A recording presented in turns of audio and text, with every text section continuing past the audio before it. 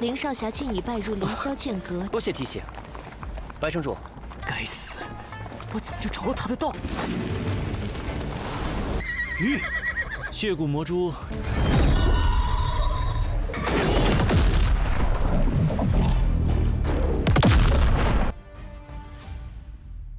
Hola hola, bagaimana nih kabar kalian? Semoga kalian dalam keadaan baik-baik saja, sehat selalu, serta dilancarkan rezekinya ya guys. Seperti yang dikatakan Mimin, kalau isi Tuzun itu adalah jadwal yang begitu fleksibel. Jadi bisa kapan saja untuk tayang, bisa hari Minggu, bisa hari Senin. Tetapi kalau untuk hari Rabunya itu sudah paten ya, hari Rabu. Tetapi juga jika ada tonghua baru, maka dia pasti akanlah berubah jadwalnya. Karena biasanya Mimin bakal prioritaskan tonghua-tonghua yang favorit untuk kalian, ataupun ya tonghua-tonghua yang seru lah, yang durasinya begitu banyak. Sedangkan ya untuk tonghua 5 menitan tidaklah begitu Mimin prioritaskan, terkecuali ya Alchemy Supreme sama Fearless Battle Spirit. Dan kesempatan kali ini Mimin akan melanjutkan tonghua dari isi Tuzun, tepatnya untuk episode 61. Kalau nggak salah seperti itu. Jadi tanpa basa-basi langsung saja kita masuk ke dalam ceritanya. Lalu mereka pun langsunglah konvoy untuklah melindungi Nona Bai agarlah pulang ke kotanya dalam keadaan yang begitu aman. Hanya saja Lin Yun tidaklah menyangka kalau dia akan bisa bertemu lagi dengan pemimpin kota Bai secara kebetulan. Dan juga untuk Nona Bai, dia sama-sama tidaklah menyangka bisa bertemu dengan pendekar Lin Yun yang begitu sangatlah berbakat. Dan dia tampaklah begitu kagum sebab sudah lama tidaklah bertemu. Tetapi sekarang dia sudahlah menjadi lebih kuat daripada sebelumnya. Ya iya dong, kan namanya proses. Serta dia begitu sangatlah bangga kepada Lin Yun. Dikarenakan untuk saat ini dia telah berhasil untuklah masuk ke pavilion pedang Ling Xiao. Lin Yun hanya membalasnya, ini hanyalah sebuah keberuntungan saja. Lalu Lin Yun kembali mempertanyakan apakah Sekte Qingyun baik-baik saja di sana. Dia juga begitu sangatlah merindukan untuk teman-teman lamanya yang berada di Sekte Qingyun. Nona Bai memberitahu untuk saat ini Sekte Qingyun adalah sekte yang begitu besar, sebab semua itu juga berkat dari Lin Yun yang sebelumnya pernah memenangkan kompetisi berbakat. Dan untuk kali ini, Sekte Qingyun pemegang besar dalam pertambangan batu spiritual. Jika memang dibahas untuk secara keseluruhan, Lin Yun adalah pahlawan bagi Sekte Qingyun guys. Selagi mereka berbincang satu sama lain, Teng Lei benar-benar begitu sangatlah kesal kepada Lin Yun. Karena bisa-bisanya dia terjebak dalam rencana Lin Yun dan mengajak dia untuklah bekerja sama. Seharusnya dialah yang berada di samping Nona Bai. Dan untuk Lin Ran yang berada di sampingnya meminta dia untuk cukuplah tenang. Karena mereka bertiga juga tidaklah mampu untuk menandingi Lin Yun. Terlebih juga, walaupun dia berada di samping Nona Bai, apa yang ingin dibicarakan olehnya? Sebab untuk Lin Yun dan juga Nona Bai adalah teman lama. Pasti banyak sekali hal yang inginlah dibahas oleh mereka. Jadi pada intinya, Lin Ran memperingati janganlah cari masalahnya sendiri.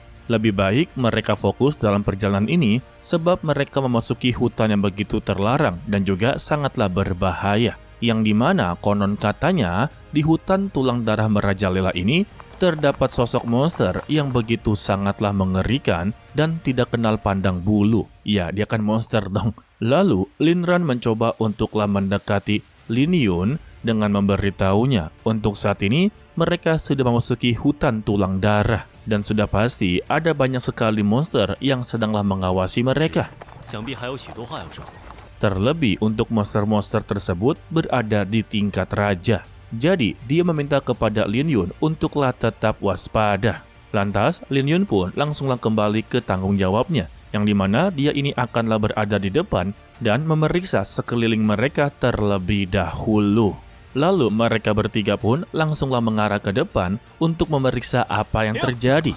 Dan Teng Fei langsunglah angkat tangan dengan memberitahu kepada mereka berdua ada sesuatu yang begitu bermasalah.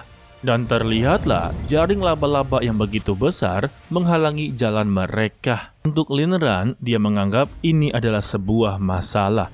Tetapi untuk Lin Yun sendiri, dia menganggap ini hanyalah sebuah jaring laba-laba. Jadi tidak perlu takut sama sekali. Lantas Lin Ran langsunglah memberitahu kepadanya kalau sepertinya dia tidak tahu tentang seisi monster yang berada di hutan tulang darah ini. Ada dua hal yang sangatlah sulit untuk disinggung, yaitu tulang dan darah. Maksud dari tulang dan darah itu semua adalah daftar pembunuh iblis dari dinasti Qin, yang dimana masing-masing dari mereka memiliki kultivasi yang begitu sangatlah tinggi. Kemungkinan terbesarnya mereka semua ini sedanglah bersembunyi di hutan tulang darah. Maka dari itulah orang-orang yang melewati hutan tersebut akanlah dibinasakan dan tulang serta darah mereka akanlah dijual. Maka inilah disebut sebagai hutan tulang darah. Waduh. Yang kedua, untuk jaring laba-laba ini adalah milik dari laba-laba darah tulang yang memiliki kekuatan tingkat 2 alam Suanji. Ya elah, ini mah gampang ya untuk dihabisi oleh Lin Yun. Dan juga mereka tidak diperbolehkan untuklah menghabisinya. Sebab jika menghabisinya, darah tersebut akanlah membuat beberapa monster akanlah datang. Ujung-ujungnya merekalah yang akan berhadapan dengan beberapa monster lain. Terlebih juga untuk laba-laba darah tulang ini memiliki pasukan yang begitu sangatlah banyak, sekitar ratusan sampai ribuan ekor. Ditambah juga masih ada siluman laba-laba dari alam Suanji tingkat ke-6. Ini namanya bukan hutan, melainkan markas besar musuh. Dan Lin Ran menyarankan kepada Lin Yun lebih baik untuk mundur terlebih dahulu dan mencari jalan yang baru. Akan tetapi ketika mereka inginlah mundur ataupun berputar arah, laba-laba darah tulang langsunglah keluar dan langsunglah menghadang perjalanan mereka. Lin Yun yang sudahlah mengetahui langsunglah mengatakan, sepertinya kita sudahlah terlambat. Tanpa babi bu lagi, mereka pun langsunglah bersikap waspada sehingga pertarungan pun langsunglah terjadi. Untuk awal-awal, mereka memang bisa untuklah menyingkirkan beberapa laba-laba di sana. Dan juga terlihat untuk Nona Bai sepertinya inginlah sekali membantu, tetapi dia yakin untuk kelompok Lin Yun bisalah mengatasinya. Sayangnya, beberapa laba-laba di sana langsunglah mengelilingi mereka semua. Atau lebih tepatnya, mereka ini sedanglah terkepung. Begitu juga dengan Lin Ran, langsunglah menyadari kalau mereka ini sedanglah dikepung oleh ratusan ekor laba-laba. Tidak sampai di situ juga, mereka haruslah bertemu dengan induk laba-laba tulang darah. Dan Teng Fei pun begitu sangatlah kesal kepada Lin Lan. Dikarenakan dialah yang memilih jalan seperti ini. Lin Lan hanya menjawab, dia tidaklah tahu kalau induk laba-laba akan turun tangan dalam permasalahan seperti ini saja. Biasanya induk laba-laba tidak pernah keluar dari sarangnya. Hal ini membuat dia menjadi begitu sangatlah kebingungan mengapa bisa untuk ratu laba-laba malah keluar. Dia yakin pasti ada sesuatu yang sedanglah terjadi. Dan satu-satunya cara untuk bisa mengatasi semua masalah ini, dari antara mereka harus ada yang bisa menguasai ilmu api. Sayangnya untuk mereka semua sama sekali tidak memiliki ilmu api guys. Dan hanya Lin Yun sajalah yang menguasai ilmu api. Sehingga dia meminta kepada teman-temannya untuklah fokus untuk mengantarkan Nona Bai terlebih dahulu. Sisanya dialah yang akan menahannya. Anjay pahlawan. Awalnya, Nona Bai juga menjadi begitu sangatlah khawatir kepadanya. Sebab untuk melawan ratusan ekor laba-laba itu adalah hal yang begitu mustahil. Lin Yun tahu betul kalau dia tidak akan mungkin menang untuk melawan para ratusan laba-laba ini. Setidaknya dia masih memiliki kuda naga darahnya yang bisa untuklah melarikan diri. Sehingga Lin Lan langsunglah mengambil alih dan menyuruh untuk teman-temannya pergi dari sini terlebih dahulu. Dia hanya berharap kepada Lin Yun untuklah baik-baik saja. Setelah mereka semua pergi, akhirnya Lin Yun bisalah bertarung dengan begitu leluasa dan mereka berdua sama-sama menerjang. Namun siapa sangka dalam pertarungan tersebut, Xiao Hong memutuskan untuklah ikut bertarung. Kini dia malah menghadapi Ratu Laba-Laba dan juga untuk Lin Yun menghadapi beberapa laba-laba keroco. Ketika berada di atas, dia langsunglah mengeluarkan ilmu pedang angin dan petir. Sehingga hantaman dari atas langit